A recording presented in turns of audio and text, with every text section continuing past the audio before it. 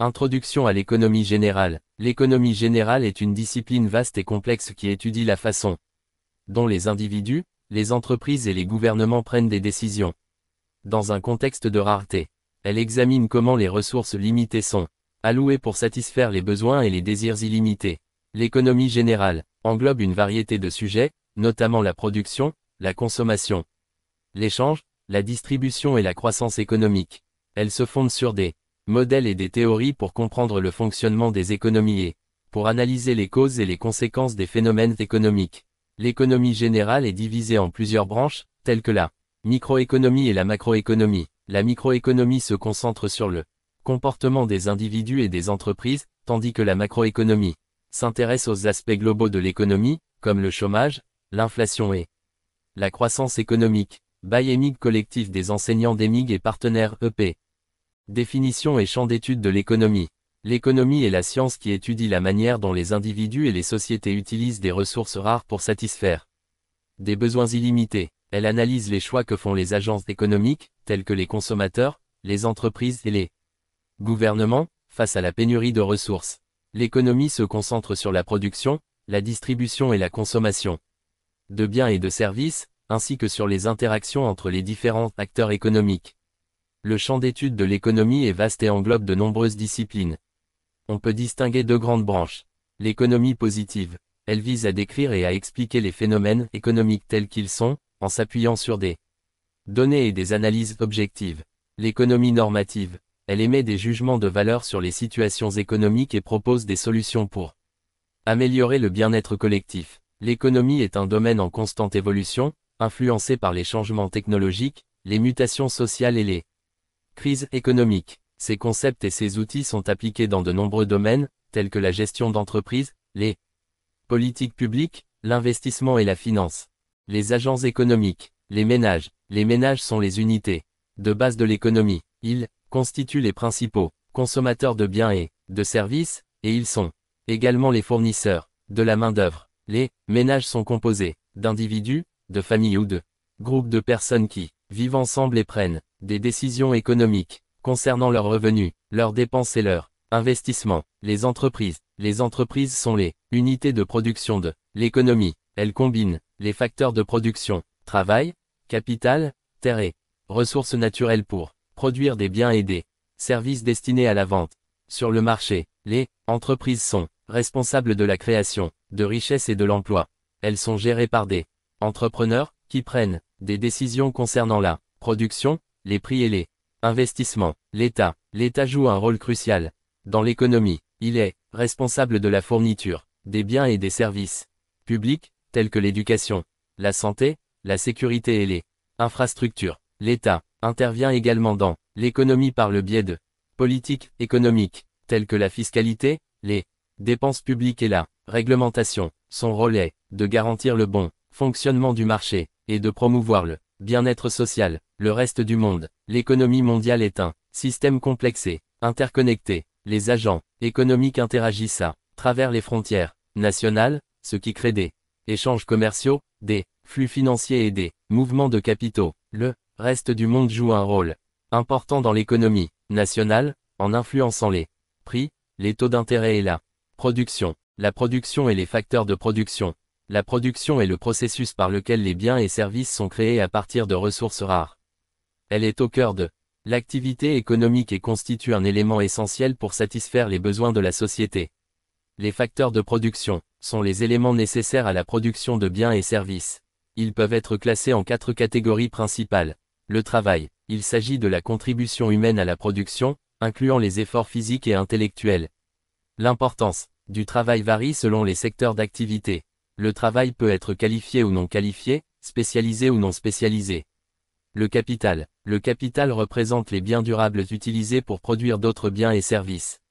Il peut être physique, comme les machines, les bâtiments et les infrastructures, ou financier, comme les fonds nécessaires à l'acquisition de biens d'équipement. Le capital est essentiel pour améliorer la productivité et stimuler la croissance économique. La terre. La terre est le facteur de production naturelle qui comprend les ressources naturelles telles que les terres cultivables, les forêts, les mines et les ressources énergétiques. La disponibilité et la qualité des ressources naturelles peuvent influer sur la production. Le capital humain. Le capital humain représente les connaissances, les compétences et les aptitudes acquises par les individus à travers l'éducation, la formation et l'expérience. Il est un facteur clé de la productivité et de la croissance économique. Un capital humain élevé permet aux travailleurs d'être plus productifs et d'innover davantage. La combinaison de ces facteurs de production est essentielle pour générer des biens et services.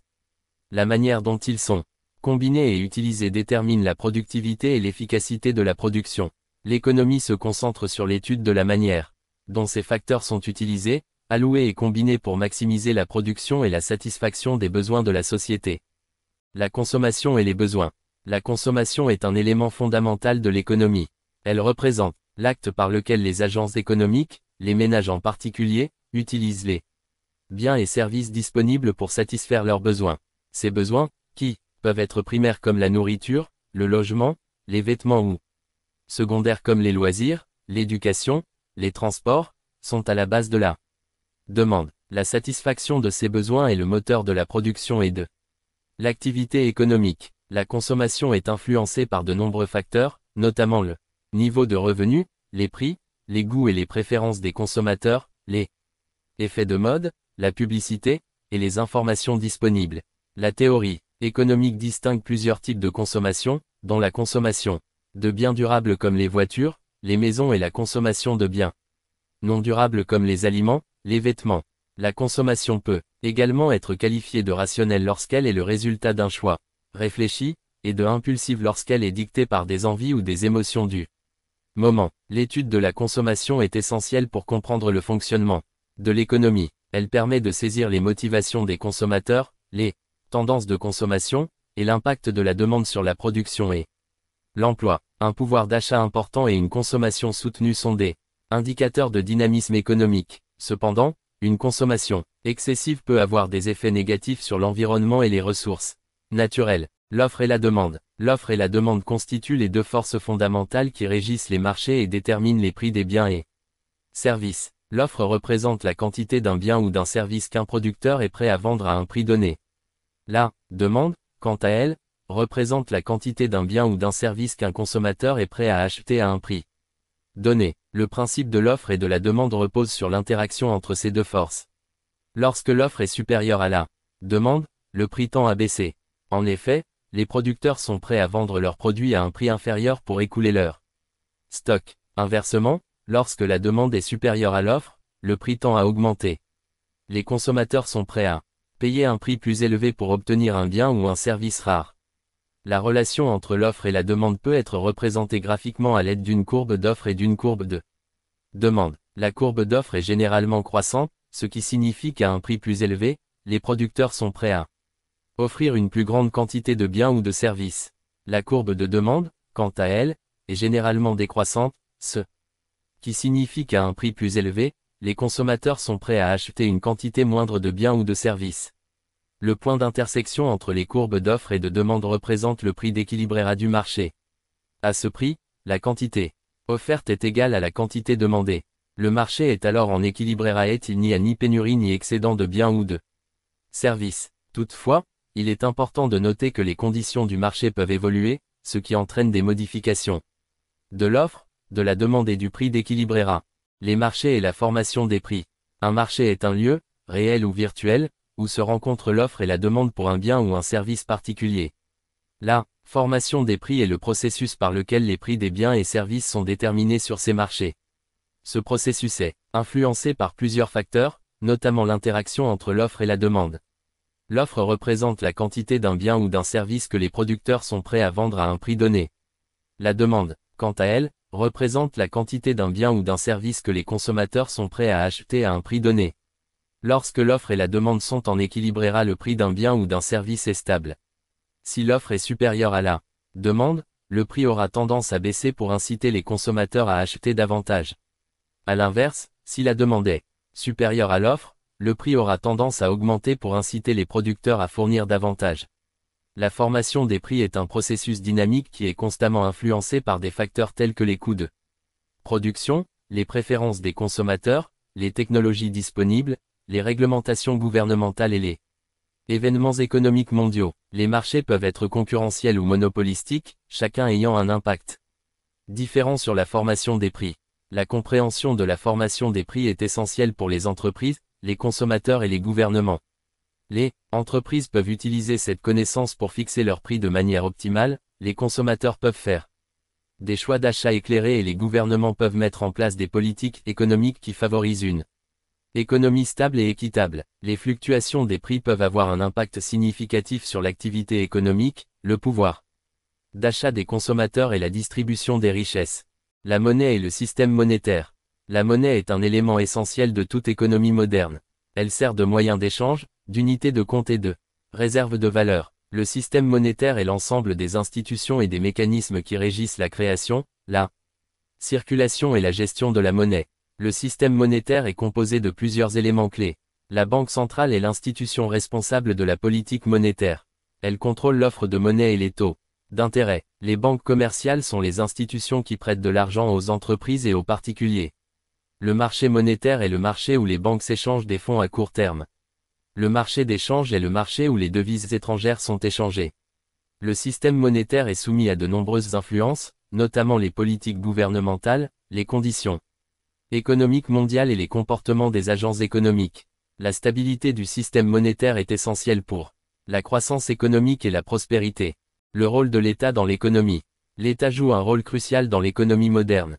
Il intervient dans différents domaines pour réguler les activités économiques, promouvoir le bien-être social et assurer la stabilité économique.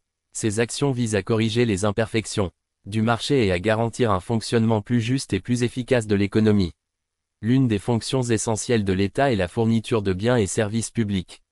Il s'agit de biens et services non exclusifs, c'est-à-dire que personne ne peut être empêché d'en profiter, et non rivaux, c'est-à-dire que la consommation d'un bien par une personne ne réduit pas la quantité disponible pour les autres. Les exemples incluent la défense nationale, la justice, l'éducation et la santé. Ces biens et services sont souvent difficiles à fournir par le marché privé car ils ne sont pas facilement rentables. L'État les fournit donc pour garantir leur accès à tous les citoyens. L'État intervient également pour réguler le marché et garantir la protection des consommateurs et des travailleurs. Il met en place des règles et des normes pour éviter les pratiques monopolistiques, les abus de pouvoir et les pollutions environnementales. Il fixe des salaires minimums et des conditions de travail pour protéger les travailleurs des exploitations et des accidents. Il contrôle les prix des produits essentiels et surveille la qualité des produits et services pour éviter les fraudes et les dangers pour la santé.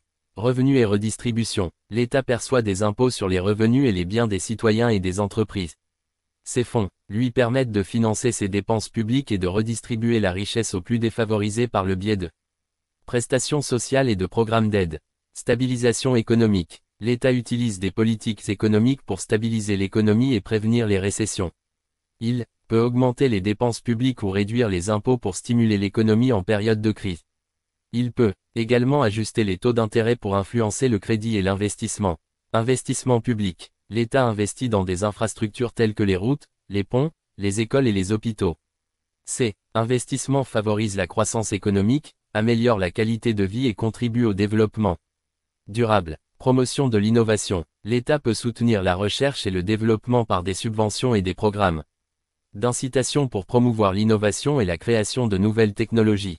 Les politiques économiques. Définition. Les politiques économiques regroupent l'ensemble des mesures prises par les gouvernements pour influencer l'activité économique d'un pays. Elles visent à atteindre des objectifs macroéconomiques tels que la croissance économique, le plein emploi, la stabilité des prix, contrôle de l'inflation et l'équilibrera de la balance des paiements. Ces politiques sont généralement mises en œuvre par des instruments comme les politiques monétaires, les politiques budgétaires, les politiques commerciales et les politiques structurelles. Type de politique économique. Les politiques monétaires. 1. Les politiques budgétaires. 2. Les politiques commerciales. 3. Les politiques structurelles. 4. Objectifs. Les politiques économiques visent à atteindre des objectifs macroéconomiques, comme la croissance économique, le plein emploi, la stabilité des prix, contrôle de l'inflation et l'équilibrera de la balance des paiements. Ces objectifs peuvent être en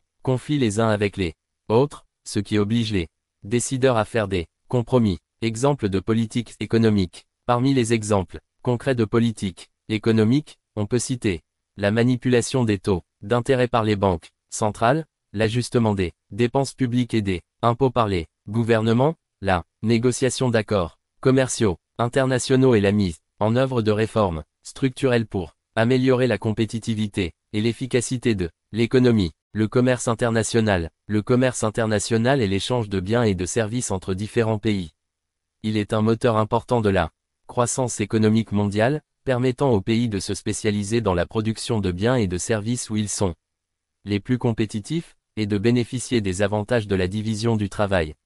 Le commerce international peut prendre différentes formes, notamment le commerce bilatéral entre deux pays, le commerce multilatéral entre plusieurs pays, et le commerce intra-firme entre différentes entités d'une même entreprise.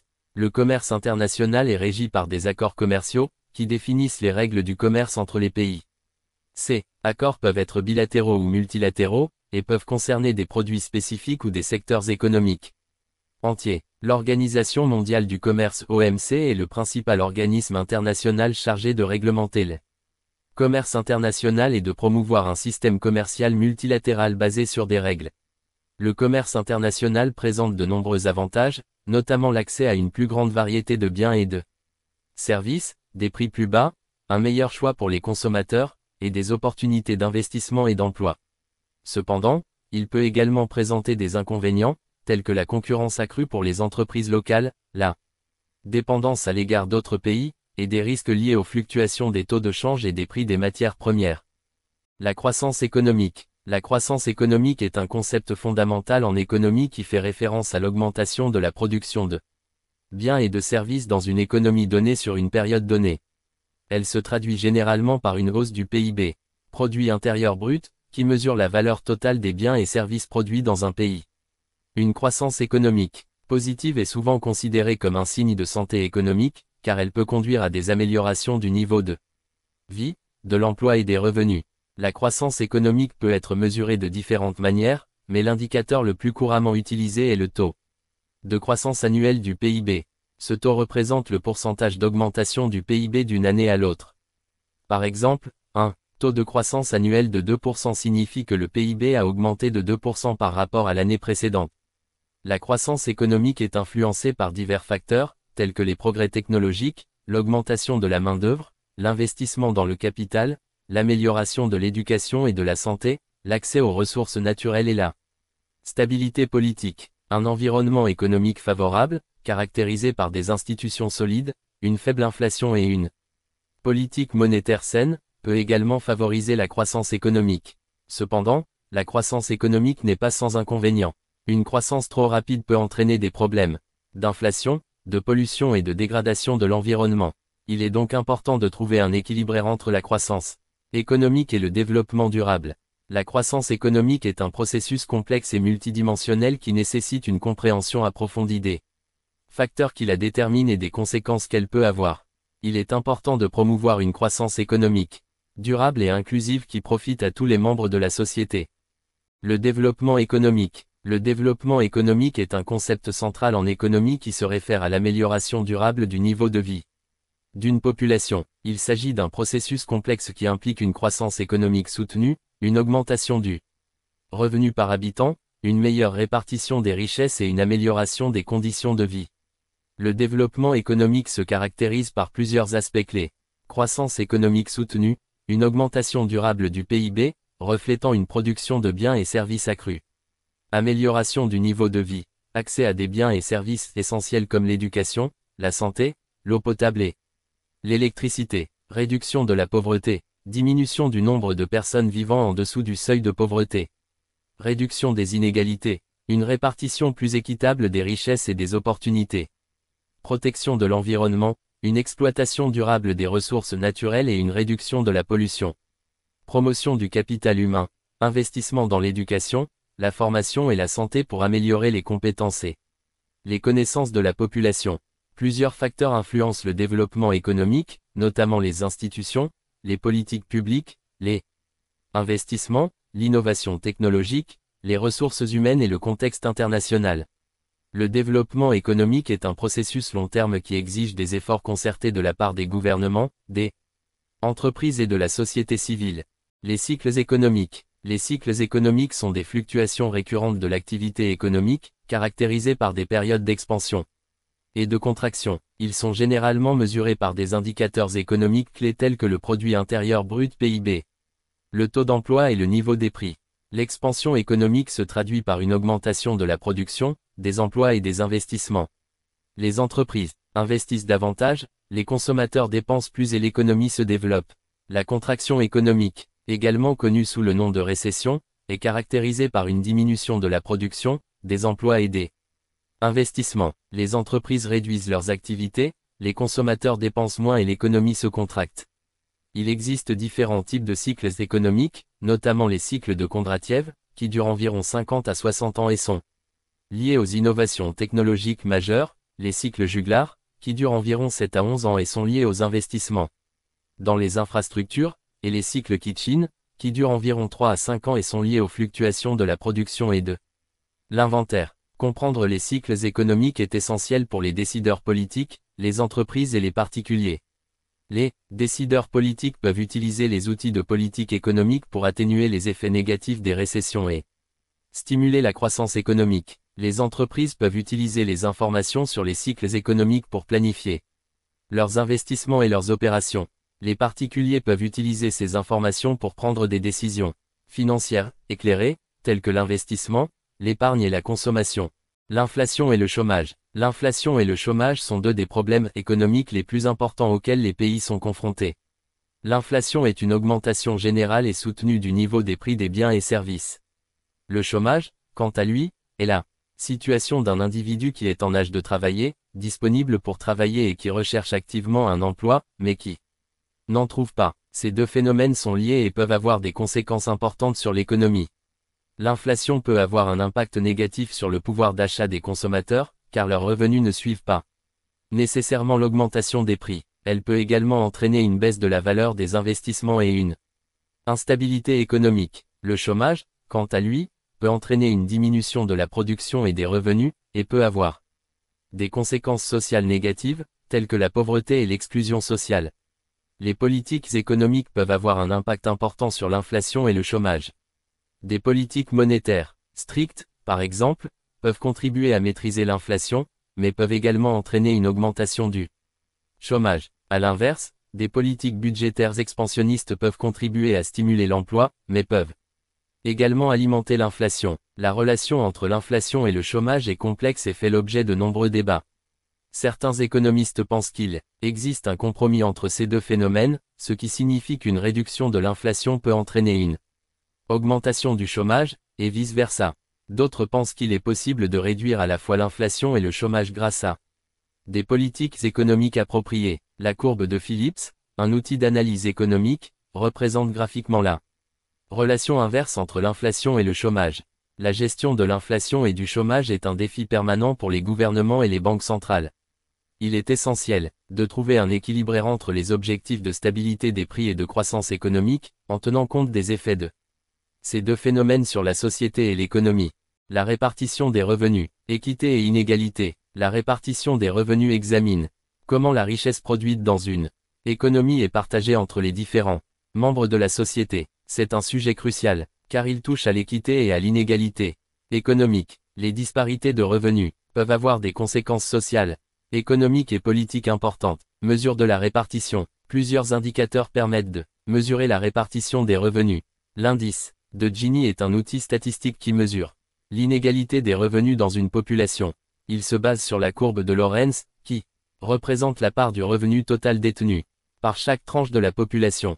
Facteurs influençant la répartition. De nombreux facteurs influencent la répartition des revenus. La qualification et le niveau d'éducation, le type d'emploi, le secteur d'activité, le genre, l'âge.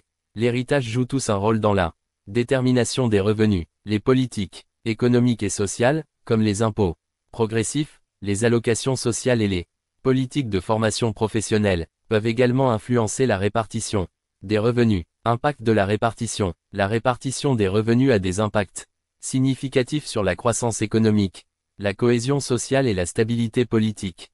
Un niveau élevé d'inégalité peut entraîner des tensions sociales, une baisse de la consommation et des investissements, et une diminution de la productivité. Une Répartition plus équitable peut favoriser l'inclusion sociale, améliorer le bien-être général et stimuler la croissance économique. Le rôle des institutions économiques.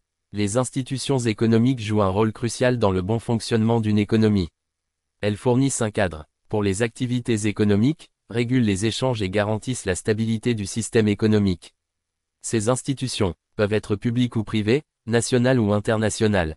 Parmi les institutions économiques les plus importantes, on peut citer les banques centrales, les institutions financières, les bourses de valeur, les organisations internationales comme le Fonds monétaire international FMI et l'Organisation mondiale du commerce OMC, et les organismes de réglementation comme les autorités de la concurrence. Les institutions économiques ont un impact significatif sur les performances économiques. Elles peuvent favoriser la croissance économique en assurant la stabilité financière, en encourageant l'investissement et en facilitant le commerce international. Elles peuvent également contribuer à la lutte contre l'inflation, au maintien de l'emploi et à la protection des consommateurs. Elles établissent des règles et des normes pour les activités économiques, ce qui crée un environnement plus prévisible et encourage la confiance des investisseurs. Elles facilitent les échanges économiques en fournissant des services essentiels, tels que les systèmes de paiement et les mécanismes de règlement des litiges. Elles contribuent à la stabilité financière en surveillant les institutions financières et en intervenant en cas de crise. Le rôle des institutions économiques est donc essentiel pour le développement économique et social. Leur efficacité et leur crédibilité sont des facteurs clés pour assurer la prospérité et la stabilité d'une économie. Les défis économiques contemporains. Le monde actuel est confronté à un éventail de défis économiques complexes et interconnectés qui exigent des solutions innovantes et collaboratives. Parmi les principaux défis, on peut citer le changement climatique. Les impacts du changement climatique, tels que les événements météorologiques extrêmes, la hausse du niveau de la mer et la dégradation des écosystèmes, posent des défis importants pour les économies du monde entier. La transition vers une économie verte et durable est essentielle pour atténuer les impacts du changement climatique et créer de nouvelles opportunités économiques. Les inégalités économiques. Les inégalités de revenus et de richesses se sont accrues dans de nombreux pays, entraînant des tensions sociales et une instabilité économique. Des mesures visant à promouvoir l'égalité des chances, à lutter contre la discrimination et à investir dans l'éducation et la formation sont nécessaires pour combler le fossé économique. La mondialisation et la technologie. La mondialisation et les progrès technologiques ont créé de nouvelles opportunités économiques, mais aussi de nouveaux défis, tels que la concurrence internationale accrue, la délocalisation d'emplois et la transformation des marchés du travail. Des politiques visant à soutenir les travailleurs et les entreprises dans l'adaptation à ces changements sont essentielles. La dette publique. De nombreux pays sont confrontés à des niveaux élevés de dette publique, qui peuvent freiner la croissance économique et la capacité des gouvernements à investir dans des domaines prioritaires. Des politiques de gestion des finances publiques responsables sont nécessaires pour réduire la dette et assurer la stabilité économique. La résolution de ces défis exige une coopération internationale, une innovation technologique et une action politique audacieuse. Des efforts doivent être déployés pour construire des économies plus inclusives, durables et résilientes aux chocs économiques et aux changements mondiaux. Les théories économiques. L'économie n'est pas une science exacte, mais plutôt un domaine d'études complexe qui s'appuie sur des théories pour comprendre et expliquer les phénomènes économiques. Ces théories, développées par des économistes à travers les âges, offrent différentes perspectives et approches pour analyser le fonctionnement des marchés, la production, la consommation, la répartition des richesses et bien d'autres aspects de la vie économique. Parmi les théories économiques les plus influentes, on peut citer le libéralisme économique, qui prône la liberté individuelle et le libre marché comme moteur de la croissance économique. Le keynésianisme, quant à lui, met l'accent sur le rôle de l'État dans la régulation de l'économie, notamment en période de récession. D'autres écoles de pensée, comme le marxiste et le néoclassique, proposent des analyses et des solutions différentes aux problèmes économiques. L'évolution des théories économiques est liée à l'évolution des contextes historiques, des crises économiques et des défis auxquels les sociétés sont confrontées. Les théories économiques sont constamment remises en question et actualisées pour répondre aux nouvelles réalités du monde économique globalisé. L'importance des théories économiques. Comprendre les théories économiques est essentiel pour analyser les politiques économiques mises en place par les gouvernements, pour comprendre les mécanismes de marché et pour prendre des décisions économiques éclairées. Les Théories économiques permettent de mieux appréhender les causes et les conséquences des crises économiques, d'anticiper les tendances économiques et de proposer des solutions aux problèmes économiques. Conclusion et perspective. L'économie générale est un domaine vaste et complexe, mais essentiel à la compréhension du fonctionnement du monde dans lequel nous vivons. En étudiant l'économie, nous acquérons une meilleure compréhension des forces qui façonnent notre vie quotidienne, des choix économiques que nous faisons et des politiques qui influencent nos sociétés. Cette étude nous a permis d'explorer les concepts fondamentaux de l'économie, de l'offre et de la demande à la monnaie et au système monétaire, en passant par le rôle de l'État et les défis économiques contemporains. Nous avons également examiné différentes théories économiques et leurs implications pratiques. Les perspectives économiques sont incertaines, mais il est clair que les défis mondiaux tels que le changement climatique, les inégalités croissantes et la mondialisation ont un impact significatif sur les économies du monde entier. Les décideurs politiques et les citoyens doivent se collaborer pour trouver des solutions durables à ces défis. En conclusion, l'économie générale est un domaine dynamique et en constante évolution. En continuant à étudier et à débattre de ces questions, nous pouvons contribuer à la construction d'un avenir plus juste et plus prospère pour tous.